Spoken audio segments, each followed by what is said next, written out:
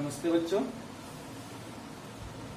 पिछली क्लास में हमने आपको हिंदी भाषा का उद्भव एवं विकास के विषय में बताया था कि हिंदी भाषा का उद्भव कैसे हुआ, प्राचीन काल में कौन सी भाषा थी, फिर कैसे कैसे विकास हुआ, इस पर बहुत अच्छे से चर्चा हुई थी कि प्राचीन काल में जो प्राचीन भारतीय आर्य भाषा काल था, उस वक्त दो शाखाएं थी प्राचीन भारतीय आर्य भाषा काल की, वैदिक संस्कृत, लौकिक संस्कृत। फिर मध्यकालीन भारतीय आर्य भाषा काल के अंतर्गत तीन भाषाएं हुई, पाली, प्राकृत और अपभ्रंश। प्रथम प्राकृत, द्वितीय प्राकृत और तृतीय प्राकृत। उसी अपभ्रंश से हिंदी का सूत्रपात हुआ, विकास हुआ। ठीक, तो जो सौर श्रेणी अपभ्रंश था, उससे हमारी राजस्थानी, पश्चिमी, पहाड़ी और गुजराती उपभाषाओं का विकास हुआ, है ना। इससे सौर श्रेणी अपभ्रंश से, मागधी अपभ्रंश से आपकी बिहारी, बंगला, उड़िया और असमिया, अर्धमागधी से पूर्वी हिंदी। इसी तरह से उपभाषाओं का विकास हुआ। तो पिछली क्लास में हमने इस पर विस्तार से चर्चा की थी। आज की क्लास में हम लोग चर्चा करेंगे हिंदी की उपभाषाएं एवं बोलियां तथा उनका क्षेत्र, कि हिंदी की कौन कौन सी उपभाषाएं हैं, उनके अंतर्गत कौन कौन सी बोलियां हैं और उन बोलियों के कौन कौन से क्षेत्र हैं, उनका जो क्षेत्र विस्तार है वो कहां कहां पर है, इस पर थोड़ा चर्चा करेंगे। तो देखिए कि सबसे पहले जो हिंदी की उपभाषाएं हैं वो आपकी कौन सी है, राजस्थानी हिंदी। कौन सी? राजस्थानी हिंदी। ये राजस्थानी हिंदी आपकी कहां से निकली? सौर श्रेणी अपभ्रंश से। ठीक, इस राजस्थानी हिंदी से आपकी जो बोलियां निकली वो कितनी बोलियां थी? 4। नंबर 1 जयपुरी, नंबर 2 मारवाड़ी, नंबर 3 मेवाती और नंबर 4 मालवी। जिसमें से जयपुरी को ढूढ़ाड़ी के नाम से भी जाना जाता है। किस नाम से? ढूढ़ाड़ी। ठीक, और फिर इनको जो राजस्थानी भाषा में जाना गया क्या, कि जयपुरी को पूर्वी राजस्थानी हिंदी कहा जाता है, मारवाड़ी को पश्चिमी राजस्थानी हिंदी, मेवाती को उत्तरी राजस्थानी हिंदी और मालवी को दक्षिणी राजस्थानी हिंदी के नाम से भी जाना जाता है। इस तरह से प्रश्न प्रतियोगी परीक्षाओं में पूछे जाते हैं कि जयपुरी को अन्य किस नाम से जाना जाता है, तो पहला ढूढ़ाड़ी हो गया। ठीक, या पूछ लिया गया कि पश्चिमी जो राजस्थानी हिंदी है वो किस नाम से जानी जाती है, तो मारवाड़ी से। या दक्षिणी हिंदी या मालवी का जो दूसरा नाम हो क्या है, वो दक्षिणी हिंदी, दक्षिणी राजस्थानी हिंदी है। ठीक, तो ये आपकी राजस्थानी हिंदी के अंतर्गत 4 बोलियां हो गई। अब इनके जो क्षेत्र हैं वो कहां कहां जयपुरी बोली जाती है, कहां मारवाड़ी, कहां मेवाती और कहां मालवी। तो देखिए, जो जयपुरी है या पूर्वी राजस्थानी, इसका जो क्षेत्र है कहां पर है? बूंदी और कोटा। कोटा आपका कहां पड़ता है? राजस्थान में। ठीक, तो जयपुरी का जो राजस्थान की ही बोलियां है ना, लेकिन उसका भी क्षेत्र विभाजित किया गया कि जयपुरी का जो क्षेत्र है वो है बूंदी और कोटा। इसके पश्चात में दूसरी बोली है आपकी मारवाड़ी या पश्चिमी राजस्थानी। इसका जो क्षेत्र है वो आपका है जोधपुर, किशनगढ़, जैसलमेर और बीकानेर। ये इन क्षेत्रों में मारवाड़ी बोली जाती है। इसके पश्चात में तीसरी जो बोली है वो है आपकी मेवाती, यानी उत्तरी राजस्थानी। देखिए, तो इसका जो क्षेत्र है वो क्या है? अलवर, भरतपुर और गुड़गांव। इसके पश्चात में राजस्थानी हिंदी की जो चौथी बोली है वो आपकी मालवी या दक्षिणी राजस्थानी हिंदी। इसका जो क्षेत्र है रतलाम, इंदौर, भोपाल और झालावाड़। ठीक, ये समझ में आ गया आप लोगों को। इसके पश्चात में जो दूसरी हिंदी की उपभाषा है वो क्या है, पश्चिमी हिंदी। इस पश्चिमी हिंदी से 6 बोलियों का विकास हुआ। 6 बोलियां थी इसके अंतर्गत हैं। पहले तो पश्चिमी हिंदी 2 भागों में विभाजित हुआ। पहला ओकार बहुला और दूसरा आकार बहुला। माने कि जो कुछ बोलियां ऐसी थी जिनमें ओ का ओकार बहुला मतलब बोले जाने पर ओ का जो उच्चारण है वो बहुत अधिक मात्रा में होता है, तो उसके अंतर्गत 3 बोलियां, और आकार बहुला के अंतर्गत 3 बोलियां हैं। ओकार के अंतर्गत कौन कौन सी है? ओकार बहुला के अंतर्गत पहली आपकी ब्रजभाषा, दूसरी बुंदेली, तीसरी कन्नौजी, ये ओकार बहुला के अंतर्गत। और दूसरी जो आकार बहुला के अंतर्गत है वो है आपकी नंबर 1 खड़ी बोली, नंबर 2 हरियाणवी और नंबर 3 दक्षिणी। देखिए, खड़ी बोली को कौरवी उपनाम से भी जाना जाता है। किस नाम से? कौरवी। और हरियाणवी को बांगरू के नाम से जाना जाता है। ये नोट करते रहिए। इस तरह के प्रश्न आपके वस्तुनिष्ठ प्रश्न पत्रों में पूछे जाते हैं कि खड़ी बोली को और किस नाम से जाना जाता है, या हरियाणवी को किस नाम से जाना जाता है। तो हरियाणवी को किस नाम से जाना जाता है? बांगरू। और खड़ी बोली को कौरवी। ठीक, तो ये आपका पश्चिमी हिंदी के अंतर्गत जो बोलियां थी उनका विकास। अब देखिए, ब्रज भाषा का जो क्षेत्र है वो है आपका मथुरा, अलीगढ़,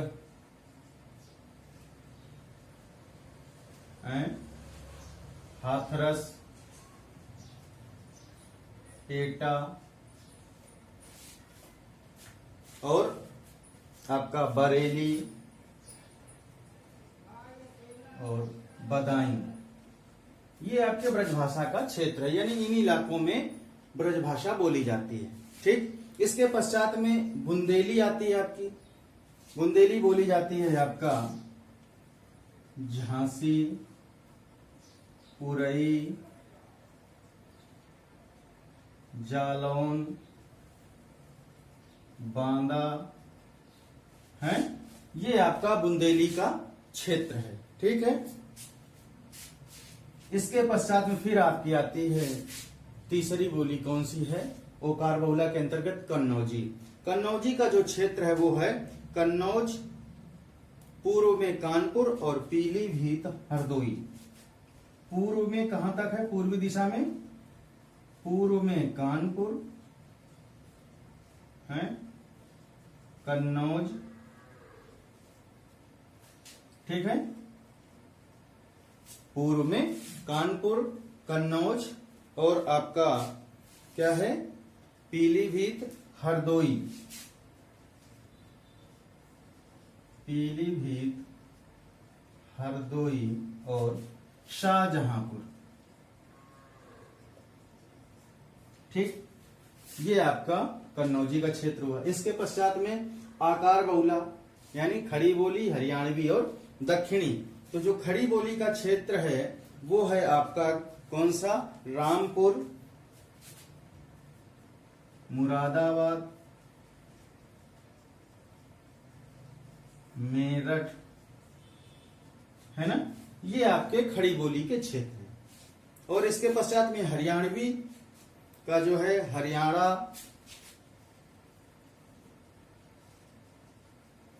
पटियाला और दिल्ली के आसपास का क्षेत्र। ठीक है, इसके पश्चात में फिर आपका आता है दक्षिणी हिंदी। दक्षिणी हिंदी का कौन सा क्षेत्र है? वो है गुजरात,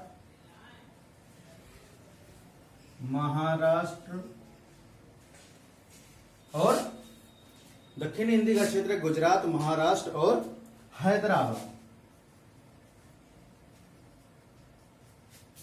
तो ये आपका पश्चिमी हिंदी के अंतर्गत बोलियां और उनका विकास हो गया। ठीक, कौन कौन से क्षेत्र में कौन कौन सी बोली बोली जाती है।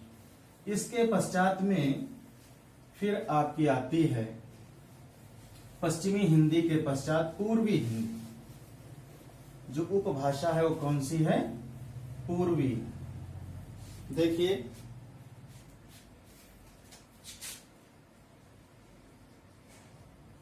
पूर्वी हिंदी। इस पूर्वी हिंदी के अंतर्गत तीन बोलियां हैं। कौन कौन सी? पहली अवधी, दूसरी बघेली और तीसरी छत्तीसगढ़ी।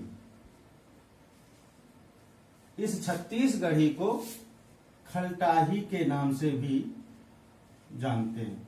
यानी छत्तीसगढ़ी का जो दूसरा है वो क्या नाम है? खलटाही। तो पूर्वी हिंदी के अंतर्गत कौन कौन सी बोलियां हैं? अवधी, बघेली और छत्तीसगढ़ी। देखिए अब अवधी का जो क्षेत्र है वो क्या है आपका? खीरी, लखीमपुर और लखनऊ, उन्नाव, रायबरेली,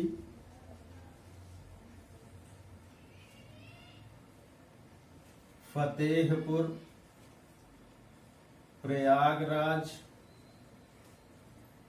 प्रतापगढ़, ये आपके अवधी के क्षेत्र हैं। ठीक है। जौनपुर, सुल्तानगढ़ और मिर्जापुर का पश्चिमी भाग। इसके पश्चात में दूसरी बोली है आपकी बघेली। बघेली का क्षेत्र देख लीजिए, शहडोल,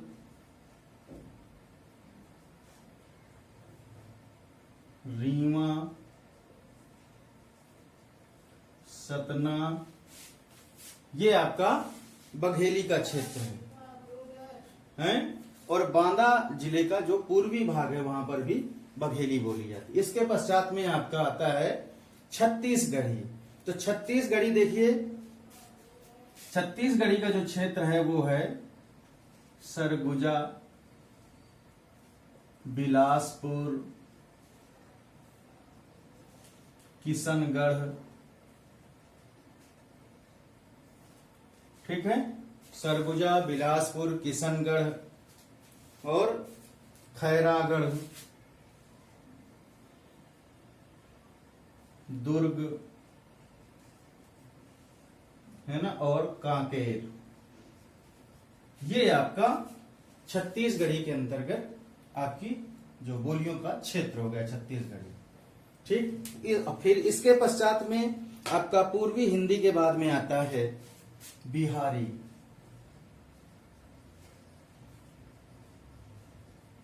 बिहारी हिंदी। ठीक। इस बिहारी हिंदी के भी अंतर्गत आपकी तीन बोलियां हैं। कौन कौन सी?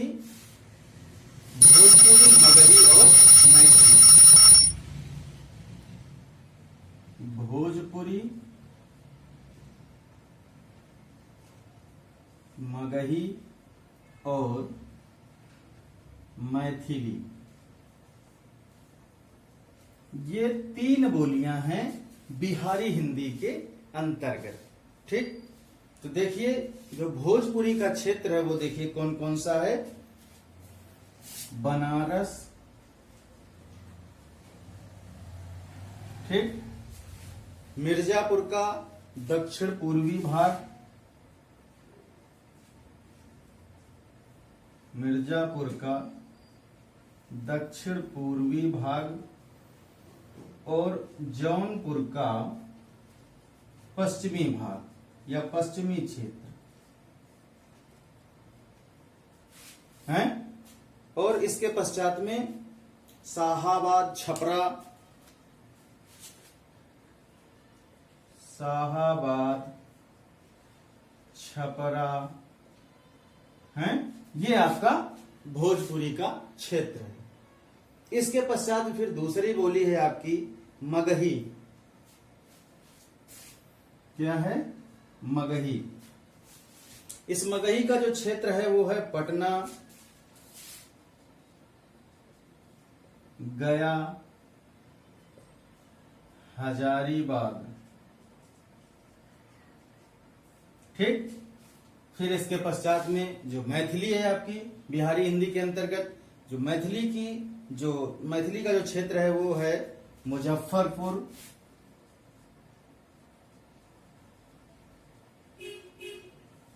पूर्णिया, मधुबनी। देखिए मुजफ्फरपुर है, मुजफ्फरनगर नहीं। मुजफ्फरनगर आपका यूपी में है और मुजफ्फरपुर आपका बिहार में है। तो मुजफ्फरपुर, पूर्णिया, मधुबनी है और मुंगेर। ठीक है, ये आपका मैथिली हिंदी के अंतर्गत उनकी बोलियां हो गई। ठीक है। इसके पश्चात में आपका अंतिम जो उपभाषा है वो है आपकी पहाड़ी। क्या है? पहाड़ी हिंदी।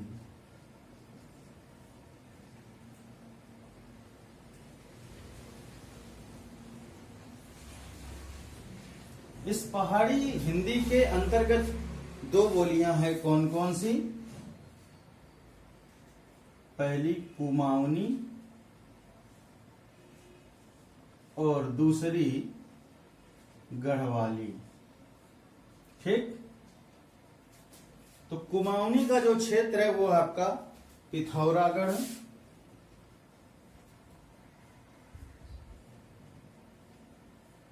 नैनीताल और पिथौरागढ़, नैनीताल और आपका अल्मोड़ा। ठीक है। इसके पश्चात में दूसरी बोली आपकी गढ़वाली। गढ़वाली का जो क्षेत्र है वो है टिहरी, गढ़वाल और चमोली। ये आपका गढ़वाली का क्षेत्र है और उत्तरकाशी के भी कुछ जनपद आते हैं। उत्तरकाशी के कुछ जनपद। ठीक। तो ये आपका हुआ हिंदी की उपभाषाएं, उनके अंतर्गत बोलियां तथा उनका क्षेत्र विस्तार।